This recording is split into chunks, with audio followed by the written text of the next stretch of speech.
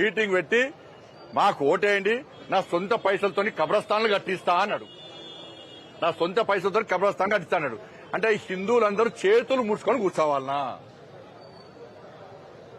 హిందూ ధర్మానికి ఆపదేస్తే మాకు హిందువుల ఓటు అక్కర్లేదు, మేము తుర్కోల ఓట్లతోనే గెలుస్తామని చెప్పి కాంగ్రెస్ పార్టీ బీఆర్ఎస్ పార్టీ అంటే హిందువుల గురించి మాట్లాడాలన్నా లేదా? ఎస్, బీజేపీ అంటే హిందూ, హిందూ అంటే బీజేపీ అని చెప్పి బల్లా గుద్ది చెప్తున్నాం, గల్లా ఎగరేసుకొని చెప్తున్నాం. వాళ్ళ హిందూ సమాజం ఆలోచించాలి. 20% ఉన్నటువంటి మైనార్టీల గురించి కాంగ్రెస్ పార్టీ కొట్లాడుతున్నది, బీఆర్ఎస్ పార్టీ కొట్లాడుతున్నది. టోపీలు పెట్టుకొని తిరుగుతున్నారు, నమాజులు చేస్తున్నారు. కానీ ఏ ఒక్క నాయకుడు గుళ్ళ వైపు పూజలు చేస్తలేడు. ఏ ఒక్క నాయకుడు స్వామిజలం పెట్టుకొని కనీసం ప్రచారం చేస్తలేరు. అంటే హిందూ ఓట్లు అంటే వాళ్ళకు చులకన, హిందూ ఓట్లు వద్దని వాళ్ళు అంటున్నారు.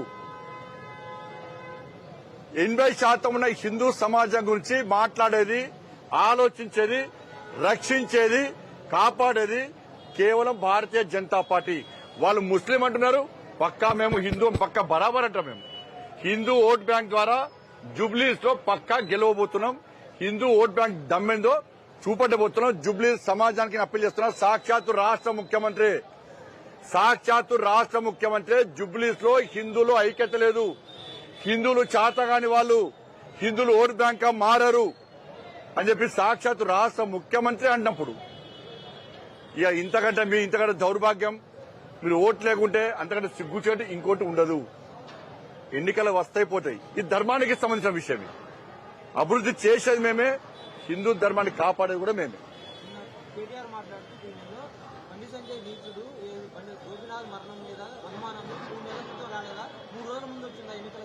సిగ్గుండాలే బట్టబాది రాజకీయాలు.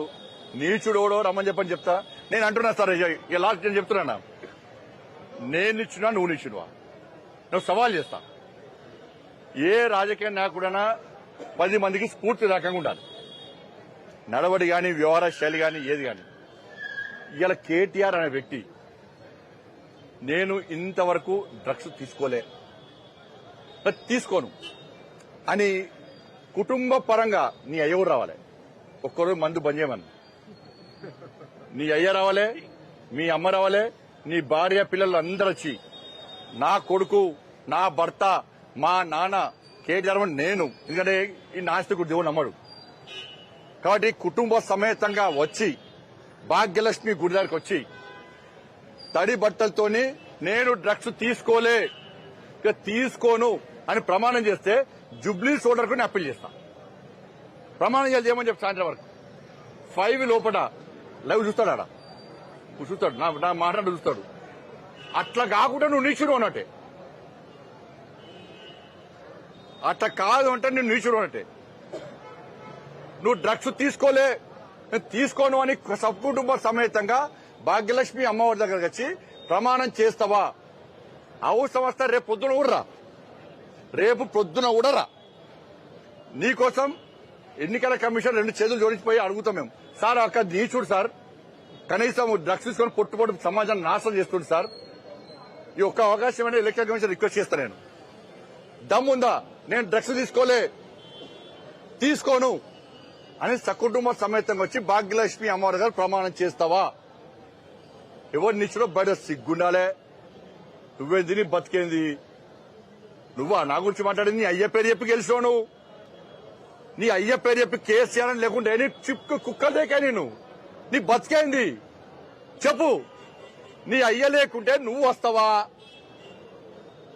నీ అయ్య పేరు చెప్పకుండా రాజకీయాలకు వచ్చేటవానివా?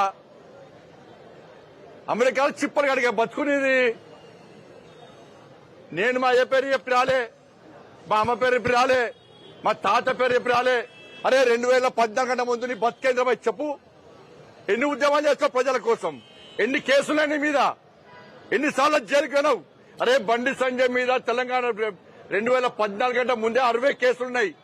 కొట్టేసిన కేసులని 7 సార్లు జైలుకి పోయినా. హిందూ ధర్మం కోసం జైలు పోయినా.